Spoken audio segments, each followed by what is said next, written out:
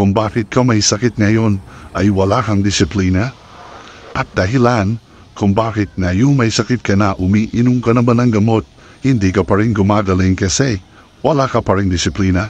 Kaya ngayon gusto ko sanang i-share sa inyo konting disiplina para maibalik natin ang dati nating mga lakas. Una, ibabalik natin ang inhale-exhale sa umaga pagkagising natin dahil ang inhale-exhale ay oxygen intake. Ehersisyo yan ng ating puso at ng ating baga. Libre, walang bayad, hindi nyo pa ginagawa. Okay? Pangalawa, ibabalik natin ang importansya ng araw kung bakit tayo binigyan ng Panginoon ng araw para may makunan tayo ng mga bitamina na hindi na natin nakukuha sa mga pagkain ngayon dahil punong-puno ng preservatives at additives.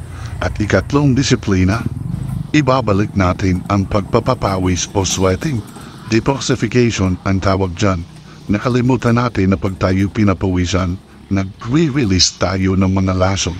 So, kung gagawin nyo yung tatlong itinuro ko na yan at yung itinuro ko dati na pag-inom ng 8 basong tubig araw-araw, makikita nyo, babalik unti-unti ang kakaibang sigla sa inyong panangatawan.